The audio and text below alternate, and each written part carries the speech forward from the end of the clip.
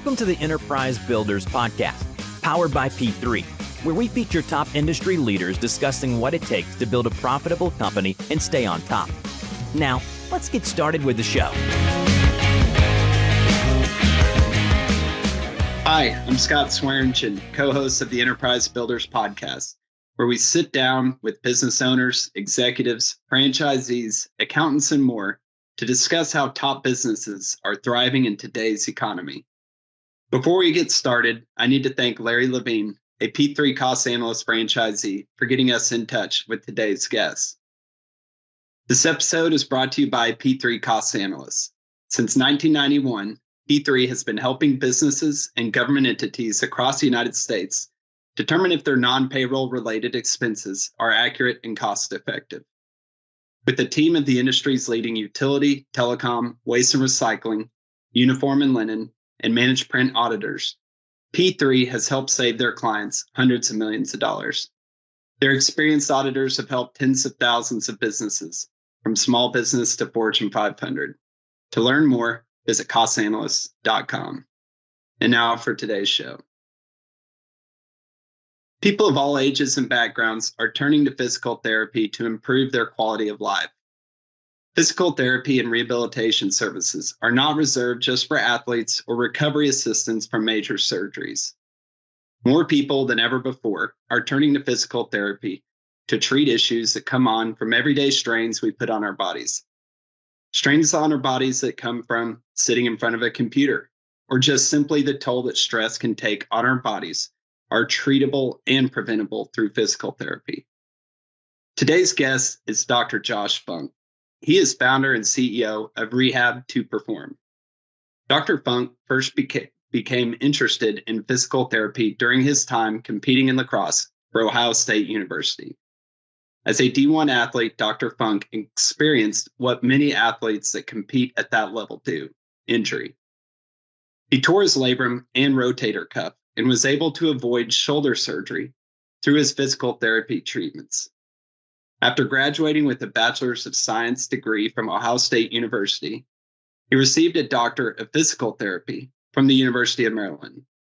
He founded Rehab to Perform in 2014. Since that time, Rehab to Perform has grown to 8 locations spread throughout the DMV area. Rehab to Perform offers a full suite of rehabilitation services, from sports rehabilitation and concussion to pregnancy and postpartum to golf fitness. Rehab to Perform helps their clients get to where they want to be. Welcome, Dr. Funk, and thank you for being on the Enterprise Builders Podcast. Scott, really appreciate the opportunity, and just happy to share for the listeners. Excellent. Really appreciate your time today. Really interested in just visiting with you about Rehab to Perform, how you built it, and just kind of what's next for you. So thank you for your time today. Absolutely. Thanks for having me. Cool. So let's just kind of jump into it. I know that you first became interested in physical therapy during your time competing at, I guess I should say, the Ohio State University. The Ohio State, as it's known to fellow Buckeyes, but for those Buckeyes that are trying not to be abrasive, we just call it Ohio State. Sort of subject for some, you know? Yeah, no, that's great. Yeah. That's great. So let's start there. So I know you became interested while you were competing for the Ohio State University.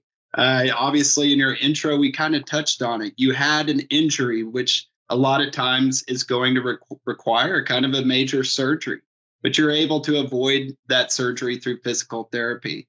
Let's kind of start there. What can you tell me about kind of that experience while you were an athlete for Ohio State University that led you to where you are today? Yeah, man, I think the biggest part was really looking back at my identity. Your identity as an athlete is something that is attached to what you can physically do. But as we're all very aware, or what you physically can do oftentimes will tie into your mental and emotional well-being. So that was my first injury that I had where somebody said the word surgery, or, you'd potentially be unable to play. You'd be in a sling. Maybe you would be ready for fall ball. Maybe you wouldn't be. However, I was given the opportunity to go through rehab. I was told, hey, continue to play. If anything, you're just going to make it worse and you're going to need the surgery sooner. I rehabbed, I worked with the staff, and my injury became something that was less and less of a problem for me. It was bothering me less. It was hurting less. It was limiting me less.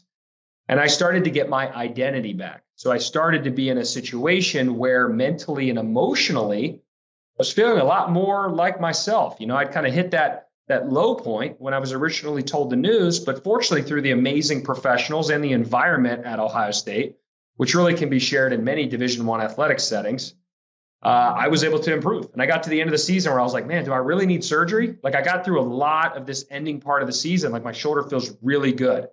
Yes, I have discomfort a little bit but it's with getting hit or shooting as hard as possible, things that were very, very, very aggressive. So those were things that I was thinking about as I'm going through the process, in addition to just falling in love with the fact that I get to talk to people every day in this profession. I'm with people who are active. They have goals. I'm on my feet. I'm speaking about knowledge involving the human body, which was something that I had a natural, little bit more of an affinity for, both through high school and college.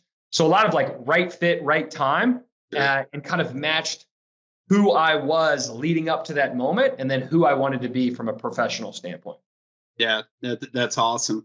And I competed in college as well, and I can kind of understand, that I guess just stress it puts on you as an athlete in kind of that unknown. Am I going to be able to go? Am I not?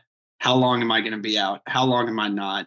Right. And then just kind of that progress, just kind of that progress that takes place from once the injury, I guess, manifests itself, and then all the way through recovery to where you're going to be able to go. Obviously, there's a lot of commitment that goes into that rehabilitation.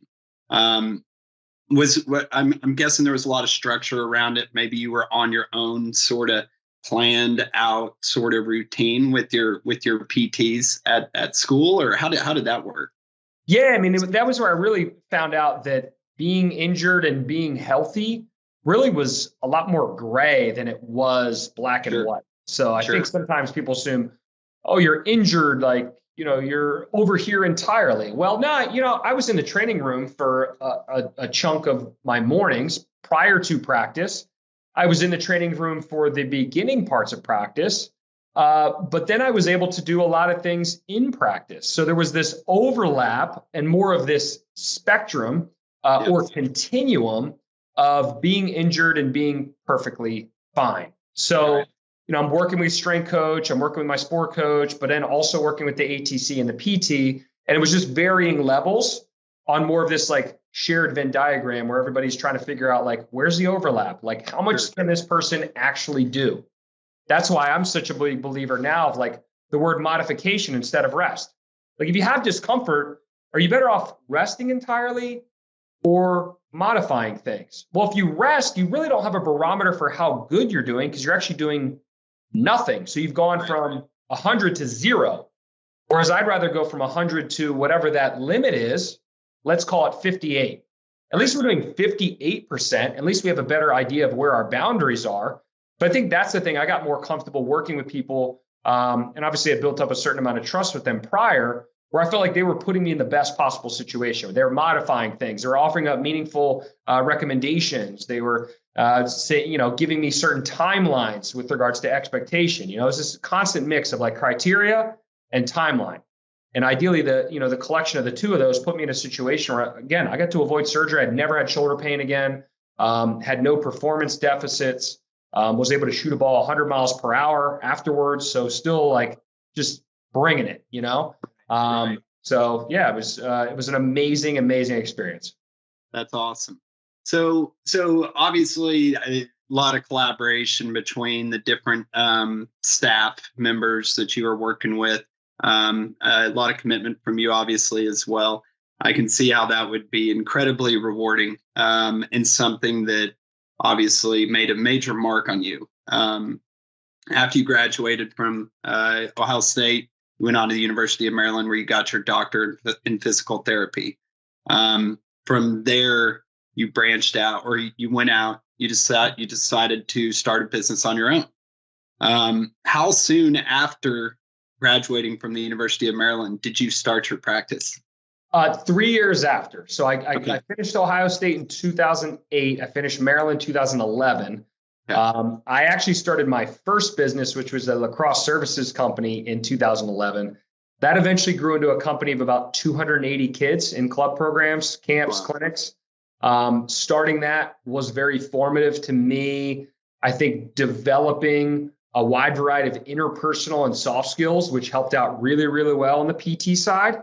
And I also was doing a little bit of personal training during those 3 years in which I didn't have rehab to perform. So kind of double dipping my hat in various places, preparing myself for that moment when I felt like I was ready to cut the cord. And, you're never really ready, but ideally you're accounting for things in what I'll call the 3 C's with regards to capital: social capital, financial capital, intellectual capital. And we have accumulated a certain amount of capital in each of those 3 different areas. You put yourself in a situation where you're like, all right, I'm ready to bet on me. That's awesome. That's great stuff. Can you tell me, because I love that theory of those 3 C's with the capital. Is that something that you came up with, or did you learn that in a program, or where did that come from? Yeah, I think I would be lying if I said that was entirely unique to myself, but it's something I just continually think of when going through a variety of business programs, Sure. through mentorship with people. But, when I started out wanting to do PT, there was the intellectual side. I liked this service. I thought that this service needed to be differentiated and look more like an athletic setting rather than a medical setting with regards to it being promoted in the marketplace. Then also from an intellectual standpoint, you have to know how to run a business. So there's that side of your intellectual capital in those 2 separate categories. Then you have financial capital, right? Which kind of goes without saying. Personal and business finance are incredibly important. I would find it hard to believe that somebody's not good at personal finance is also going to be good at business finance. They are separate, but they are very, very similar on the macros. And then social capital. You can be great at what you do. You can be great with money. If nobody knows you, it doesn't matter. There's no secret reason why people commonly will say your network is your net worth for any other reason other than you better have a network. Otherwise, it's going to be really hard for people to value enough to pay you for whatever it is that your services are. So, those 3 C's have definitely been instrumental to me, I think, especially during the early years where I don't think I fully appreciated how much work I had to do in the area of business capital, that business intellectual capital, and then just continually focusing on developing social capital. At the end of the day, you have a good product, you got to get it to market. Yeah, I can see what you're talking about. It's kind of like, trust in the business world is kind of like health on the athletic field. If you don't have trust, you're not going to have a business. If you don't have health, you're not going to be out there on the playing field. So I love it. I kind of like those parallels there.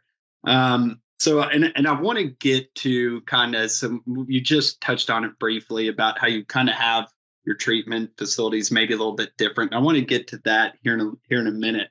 But I wanted, after you started the first rehab to perform to where you are today, you've got 8 locations right now, spread throughout the DMV area. And for anybody that's not familiar with the DMV area, that's going to be your Washington, D.C. and Baltimore area. You've now got, 8 locations that are spread out kind of in that area, not quite in Baltimore, but close. But what would you say was kind of like your biggest turning point? Because when you go from 1 location to 8, that's a pretty big jump. And I mean, it's, you've got a lot of moving parts there. Is there any point during that time where you're like, okay, I'm starting to kind of get some momentum. I'm gaining traction. I'm getting myself, a decent share of the marketplace that's available to me. Was there anything kind of a turning point that you can remember during that time? I think honestly, just running the numbers on our first place and thinking that we had a capacity for 4 PTs. And getting to the 5 PT mark. And you're like, wow, we actually have about 9 more years left on this lease. What do we do? Okay, we're going to keep growing here, but where can we potentially take off a part of the population so that we can start up with something new? So to be honest, it was just exceeding expectations at that original place. Then we opened the second one and we got a case of humble pie. It did not go very well. There were some mistakes made over the first 3 to 6 months, which definitely set us back, definitely put us in a situation where we had to think fast and come up with solutions even faster. And fortunately then, what happened? Well, that started to do well. I got to a point in that year of the first business, though, where I did realize that I needed to sell the first business that I started, which was that lacrosse services company. Sure. And honestly, after that, it was a pivotal time for me where I was going to go from being a mile wide to finally being able to put all of my eggs in the basket of Rehab to Perform. And we have added 6 offices in the past 3 years. And we've also doubled the size of our original location. So, making that decision was a hard one because I miss coaching all the time, the relationships, the kids, the other coaches that, were a part of the program. But I knew what I needed to do in order to allow Rehab to Perform to really experience its potential. Sure. Now, I imagine there's got to be a little bit of that coaching element involved with your rehabilitation services, just kind of getting people on a plan, right? There's got to be some similarities there that might kind of scratch that itch a little bit. I know it's not going to be the exact same, but I can see a lot of parallels there. There's a certain amount of structure. There's a certain amount of improvisation. There's a certain amount of reading the individual. Kids are very, very different. People are very, very different. So how can you make it a little bit more centered to that person, the group dynamics at times? And you find a different voice. You get a little bit more comfortable with some of the moments where you need a little bit more extrovertedness, whether or not you're doing an elevator pitch or you're presenting in front of a room, you're doing a workshop. There's definitely things that coaching has kind of poured a cup over into areas that I needed filled when it comes to being successful as a business owner. Sure. And let's talk about, kind of being a business owner, being a multi-location business owner. Obviously, there's a lot of things that come along with that. I believe you've got close to 60 employees at this point. 61 or 62. 61 or 62 employees. That's quite a few people. And one thing that, people struggle with right now is keeping employees around, making sure that you have the right people in the right seats, right? That sort of thing. What are you doing at Rehab to Perform to make sure you've got people that are in those right seats, that they are the right people and are happy to come to work each day? Yes, I think a huge part of what we did early on was actually create a very, very good pipeline from a clinical side. We were very, very intentional about creating a student internship program because we had some negative experiences at our student internships. We're like, all right, if this is offered and it's a necessary part of school, let's create an amazing experience. So we did that very, very early on where DPT students, as a part of their curriculum, have to go to a site location and get kind of on-the-job training as a part of their school curriculum. So DPT. Doctor of Physical Therapy. It is a transition where you can only get a doctor of physical therapy at this point. Okay. All right. I was kind of in the wave where there was a little bit of a transition. Hey, there were programs still offering masters a little bit, but now everything is doctor. And I'm so happy that I chose that route too. Sure. That's great. And then what institution were you or are you working with for that program? We're running them at 100. We now have contracts with 127 schools across the country. So wow. We had 83 students last year. I think we'll just cross the 100 student mark this year. When you have that many students coming through your ecosystem, as long as you make sure that they have a good experience, It could be a try before you buy situation on both sides. They know that they like the company. You know that your team had a really good experience with that individual. Hey, let's make something work. It also puts us in a situation where we can hire based on want instead of hiring based on need, because we almost always know when we're going to need to be hiring, being a growth-oriented company, and we can forecast a little bit. Hey, we need you in 3 to 4 months. Are you going to be ready about that time? No? Okay. Fortunately, we have a couple other candidates, and we're looking forward.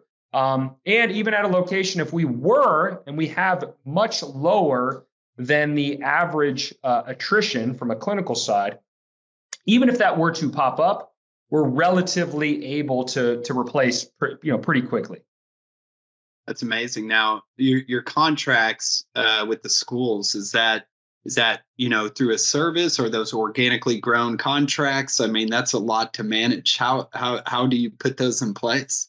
Pandemic project. Myself and Jamie, who's actually here at our Gambrel's office with me today, reached out, and especially over the pandemic, and I think we at least tripled or quadrupled the amount of contracts we had. When you have more time on your hands, why not come up with a way to be productive? And that's some people sat on their hands during the pandemic. We built a better business.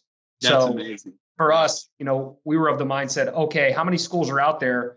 There's no negative to having more contracts. If anything, we just say no more often because we only have a certain amount of slots we can have here. Sure. But I'd rather have a plethora of rather than not enough. And on those students that are coming through, is it a time commitment? Is there any financial commitment? I'm guessing there might be some sort of time. But how is that sort of structured? They'll be with us for 8 to 16 weeks. And it is a part of their school curriculum. For us, they're going to pair up with a PT at an office. There's a mix of asynchronous information that they're provided to support their time with us, and then a big part is the in-person component. Okay, yeah, makes sense. You seem like a person that's kind of always looking to enrich yourself knowledge-wise. I saw that you participate in business accelerator programs with Small Business Development Center. You also graduated from the Goldman Sachs 10,000 Small Business Program. What can you tell me about those experiences and maybe some of the key takeaways?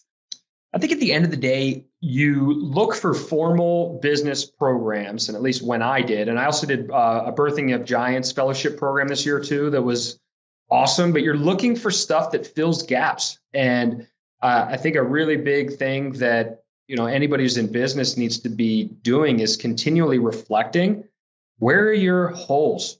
Where are areas where you're not strong at? Where are areas where you don't know enough about to be effective? And that was things that I was doing during those time periods where, seeking out a business program that's going to fill my cup up where my cup might be empty. So, SBDC was great. I mean, that was very, very early in my career. That was when, I hate to say it, I was just a physical therapist that had employed myself. I wasn't really a business owner. I don't think I fully viewed myself as a CEO until after the Goldman Sachs program. That was the single most instrumental program, and honestly, probably time period for me, where I was undergoing a lot of transition, second office, selling a business, finally developing myself as an actual business owner, not just employing myself. But you got to reflect, you got to fill gaps. And fortunately, I was able to find those programs to fill gaps, and they've continued to allow us to move forward where I'm not the bottleneck. The owner can't be the bottleneck. And when the owner's a bottleneck, in my opinion, a lot of times it's a lack of self-reflection and making sure that you're filling your gaps.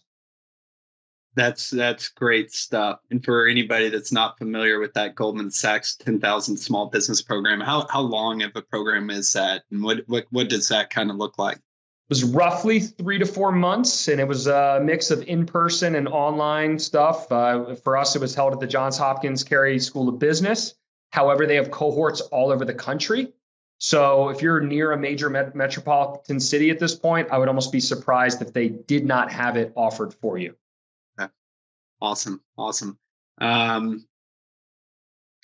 Earlier you talked about maybe a little bit how you provide your services maybe in a little different environment than maybe some other people traditionally have. And I also know that, innovation is something that you are focused on. And so what are you doing today to keep yourselves separated ahead of your competition? What do you do in order to make sure that's happening? I mean, the biggest thing that you have to be good at is recognizing trends. If you're not good at recognizing trends, and I would say recognizing trends not just in your own industry, but in the industry outside of healthcare, because healthcare tends to be really, really behind the curve, right, that you're not going to be doing your best to what I'll call see around the corner. Can you forecast future opportunities? Can you forecast for future problems? Can you forecast the direction that you need to go in to ensure that you're ahead of others? Or at the end of the day, just being innovative in what people want at a given time. So I think largely just being a curious person, always wanting to tinker things, always like looking at other things and kind of going, hey, what can I pull from that?